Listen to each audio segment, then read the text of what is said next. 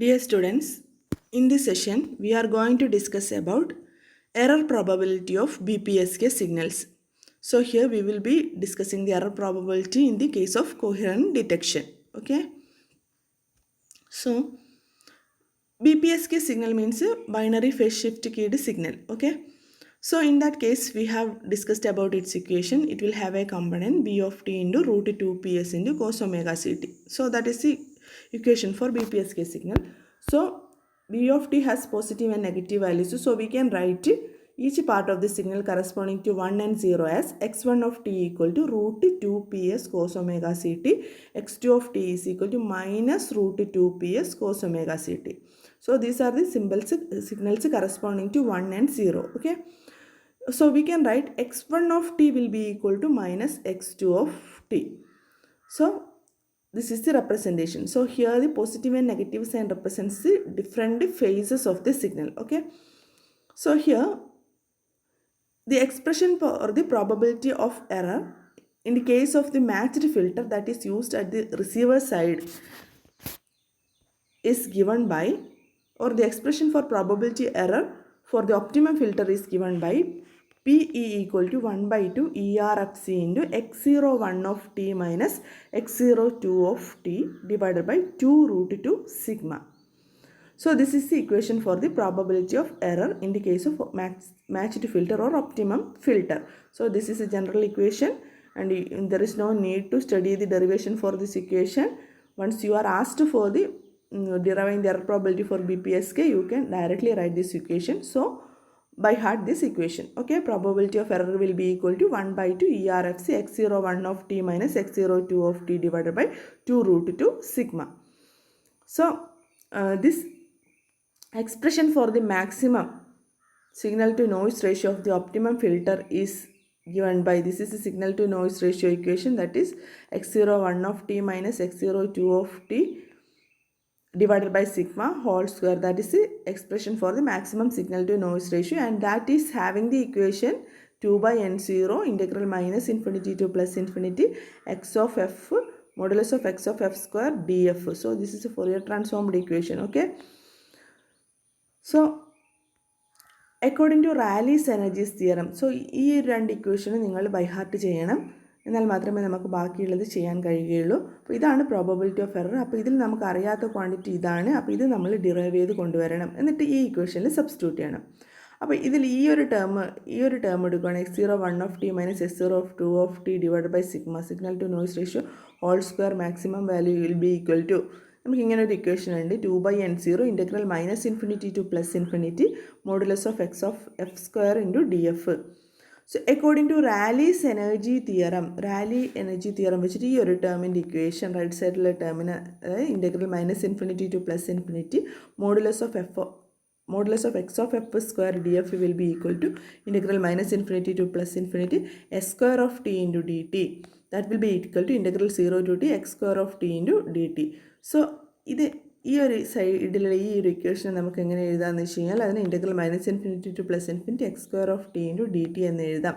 That will be equal to, ഇത് minus infinity മുതൽ plus infinity വരെയാണ് പറഞ്ഞിരിക്കുന്നത്, പക്ഷേ ഓരോ സിമ്പലും ടി ഡ്യൂറേഷനിലാണെങ്കിൽ ഈ ഇൻ്റഗ്രേഷൻ്റെ ലിമിറ്റിനെ നമുക്ക് എങ്ങനെ എഴുതാം, 0 to t x square of t into d t എന്ന് എഴുതാം.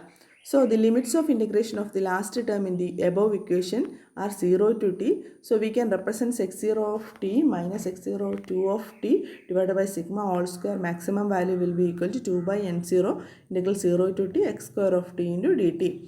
But we know that what is x of t?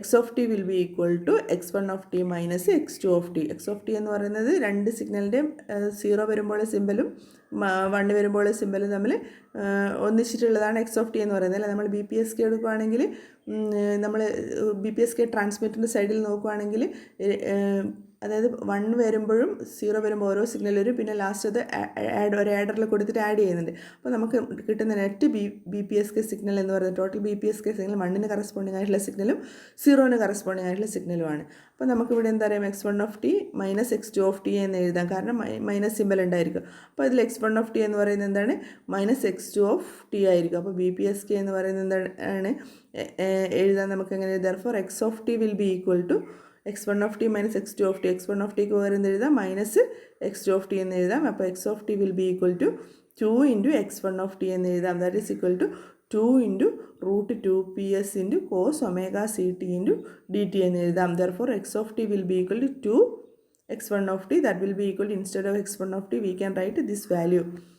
So this is the equation for x of t. So we can substitute this value in this integration. So we will be getting x01 t minus x02 t by sigma whole square. Left side അതുപോലെ തന്നെയാണ്, right സൈഡിൽ മാത്രമാണ് മാറ്റം, 2 by n0. അപ്പോൾ ഈ ആൾക്ക് പകരം എന്ത് കൊടുക്കണം? ഈ വാല്യൂ കൊടുക്കണം. That is equal to integral 0 to t x square of t എന്ന് പറയുമ്പോൾ ഇതിനെ സ്ക്വയർ എടുക്കുമ്പോൾ 4 into 2 ps into cos square omega ct എന്ന് വരും. അപ്പോൾ 8 ps cos square omega ct dt എന്ന് വരും. ഇതിന് ഇൻ്റഗ്രേഷൻ കണ്ടുപിടിക്കണമെങ്കിൽ നമുക്ക് cos square omega ct നെ നമ്മൾ ചേഞ്ച് ചെയ്യണം. cos square omega ct അങ്ങനെ നമുക്ക് എഴുതാം 1 plus cos 2 omega ct by 2 എന്ന് എഴുതാം. അപ്പോൾ ഇവിടെ എന്താണ്? 16 by n0 into ps by n0. അത് 16 by n0 into ps, അത് കോൺസ്റ്റൻ്റ് ആണ്, അത് പുറത്തെടുക്കാം.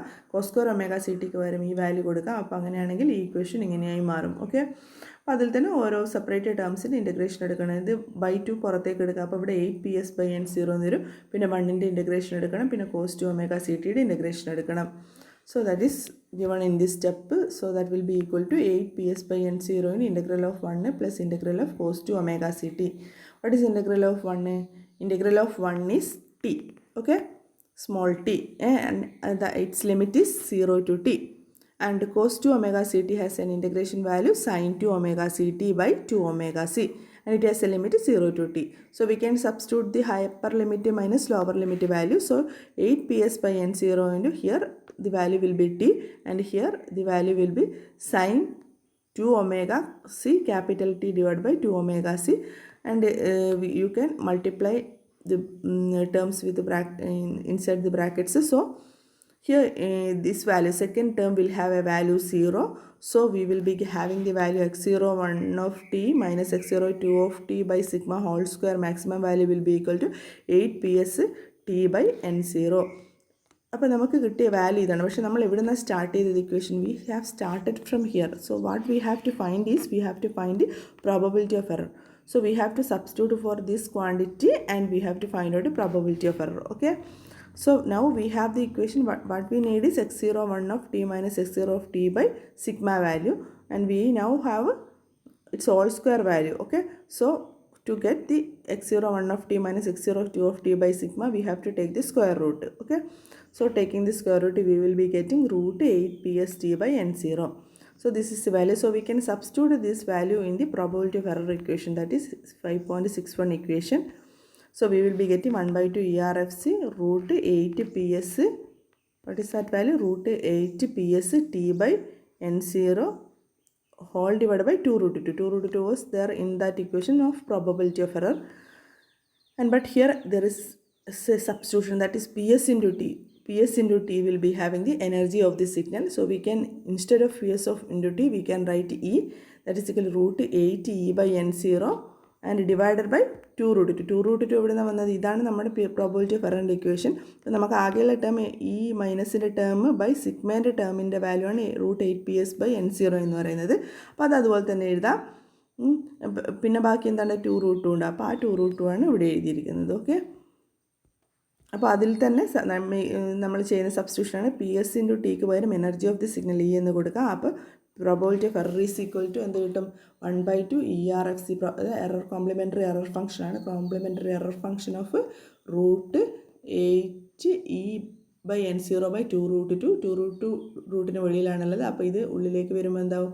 8 പകരം 8ഉം 8 ഇത് 8 ആണ് ഇതിൻ്റെ വാല്യൂ കിട്ടും. അപ്പോൾ അല്ലേ, 2 ഉള്ളിലേക്ക് വരുമ്പോൾ 4 ആവും. root 2 വരുമ്പോൾ root 2 തന്നെയാണ് വാല്യൂ. അപ്പോൾ root 8 മുകളിൽ root 8 താഴെയും വരും. അങ്ങനെയാണെങ്കിൽ നമുക്ക് എങ്ങനെ കിട്ടും? Probability of error will be equal to 1/2 ERFC of root E by n0.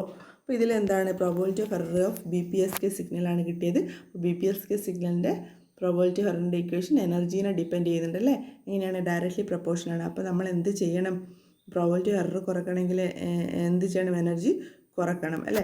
അപ്പോൾ എന്തിനാണ് ഡിപ്പെൻഡ് ചെയ്യുന്ന? എനർജീനെ മാത്രം. That means error probability depends only on the signal energy and not on its shape or any other parameter. അപ്പോൾ as the energy increase ചെയ്യുമ്പോൾ ഈ error function എന്താവുക ചെയ്യുന്നത്? കുറയാണ് ചെയ്യുന്നത്. അപ്പോൾ പ്രോബബിലിറ്റി ഓഫ് എറർ കുറയ്ക്കണമെങ്കിൽ നമ്മൾ എന്ത് ചെയ്താൽ മതി, എനർജി എന്ത് ചെയ്യണം, ഇൻക്രീസ് ചെയ്യണം. So that is the way we are doing in the BPSK to reduce the error probability. For reducing the error probability, we have to increase the energy of the signal, and whenever energy of the signal increases, error complementary error function decreases, so probability of error will be decreasing.